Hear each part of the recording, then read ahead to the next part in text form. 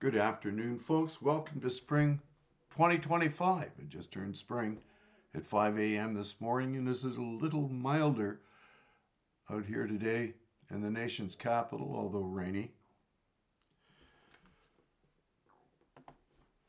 Today, we're going to discuss what happens when there is nothing but the will to power on either side of the ideological equation, accompanied by the biases of those who are sufficiently ideologically possessed not to notice. I understand that the content of my blogs and vodcasts are not for everyone. They are certainly not for those who already think they know how, what, why, and where the current dominance of radical and illogical thinking has come to capture the public's imagination to the point where it poses an inherent threat to peace, order, and good government. I am also aware that many will find my content difficult, since I have been criticized for using words that anyone with a high school education ought to be familiar with. So be it. Move on and abandon your difficult civil obligation to join this tough conversation on how to restore functional democracy in the West, and in particular to Canada. Trump has been just endorsed our globalist shill and unelected Prime Minister of Canada, Mark Carney, stating that he would rather deal with a liberal than with a conservative, proving to those foolish enough to believe that Trump was a messiah to the conservative movement that delusion is patently false. You need to understand that Trump is no conservative and favors interventionist policies to manipulate the economic market illiberally at every turn. But let us examine Mark Carney, who is now neck and neck with Poilievre to win in the next election, should one ever be called. Everything you need to know about Mark Carney from the Beaverton, I provide the link to that article. Career. After graduating from Harvard and Oxford, Carney did what all rebels without causes do and joined Goldman Sachs. He supervised the investment banking division, but don't worry, this was way before they got caught bringing down the global economy with risky mortgage-backed security investments. This was back when they were doing it successfully. Joining the Bank of Canada, Carney was a surprise choice for Bank of Canada governor. He reportedly got the job thanks to nepotism.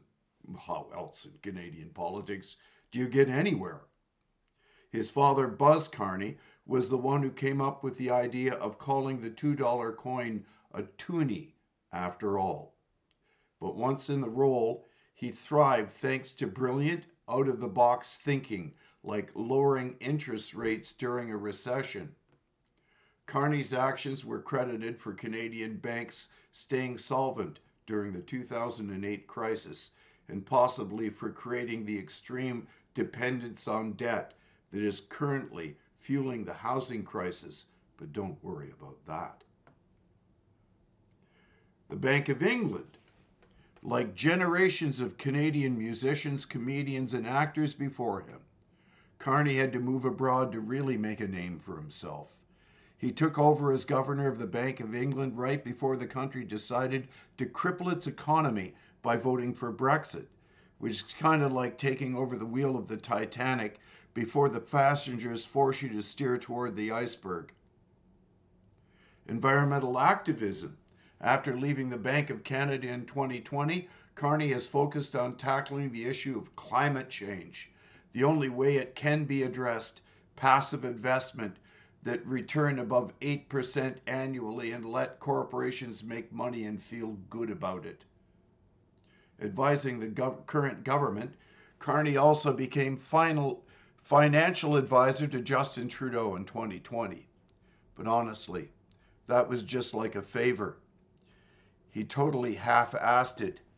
He definitely didn't have to do anything with the cost of living crisis. His advice was not to do whatever you think the Trudeau government did to cause it. Positions on the issues. He's passionate about not being Trudeau, and you not thinking he is Justin Trudeau. Also, he thinks money is good. What will he do as PM? I'll tell you what he won't do. Be Justin Trudeau, that's for sure. Is he in favor of a carbon tax? No, absolutely not. He prefers to put a price on pollution in order to reduce Canada's carbon emissions and reach our Paris climate accords. God help us. So that's the end from that article. And now I begin with my thoughts again. Understanding the present source of our confusion in Canada, which is ideological possession. Here's a quick rule of thumb to determine if you are dealing with an ideologically possessed person. Their entire argument will be based on their feelings rather than facts. Ethics, epistemology, and ontology be damned. They will project their insecurities onto you and blame you for their reaction to your use of reason. This is how you know when you're dealing with an emotional 3-year-old who is incapable of using reason and demonstrable facts to arrive at informed opinions. Thus, possessed by their emotions, they will often go so far as to demand that your arguments be silenced by labeling them as dangerous and you as hateful for using them. It's best to avoid them if possible, but frankly, triggering them does afford me with such tremendous pleasure. The reason for me creating today's blog and vodcast is to assist you in what is arguably the ideological battle of our lifetimes. Since all the worst authoritarian ideas of the 20th century are now possessing the minds of hearts of those in the 21st century, therefore, each of us must be ready to address the ideological possession of those who are seeking to tear down civil society, to destroy peace, order, and good government. We live in the age of subjectivism, the subjectivism of postmodern cultural relativism and cultural Marxist critical race and gender theory. These radical leftist ideologies are what Dr. Gadd said defines as the idea pathogens that are causing the West to commit suicide out of parasitical empathy for the very things that are destroying Western culture. For roughly 1,500 years, Christianity provided the grand narrative upon which the West could find common ground. The results of replacing that grand narrative and the subsequent fallout are what Friedrich Nietzsche predicted when he stated that mankind would need to develop sacred rituals and festivals just to appear worthy of having murdered the divine. In Nietzsche's posthumously published final work, he insisted there is nothing left but the will to power in the wake of trying to murder God. And I quote Nietzsche, "God is dead. God remains dead, and we have killed him. How shall we comfort ourselves, the murderers of all murderers? What was holiest and mightiest of all that the world has yet known has bled to death under our knives. Who will wipe this blood off us? What water is there for us to cleanse ourselves? What festivals of atonement and what sacred games shall we have to invent? Is not the greatness of this deed too great for us? Must we ourselves not become gods simply to appear worthy of it?" That's from Nietzsche, a quote from Nietzsche's own words himself. I believe it was from Thus Spake Zarathustra. So, therefore, Friedrich Nietzsche's concept of the will to power is a central theme in his philosophy. Particularly explored in his posthumous work, The Will to Power. This idea is multifaceted and can be understood in several ways. 1. Fundamental drive. Nietzsche believed that the will to power is a fundamental force inherent in all life. It is not merely a desire for survival, but a deeper drive to grow, assert oneself, and exert influence on the world.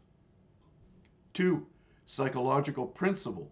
Throughout his career, Nietzsche examined human behavior in terms of a desire for domination or mastery over others, oneself, or the environment.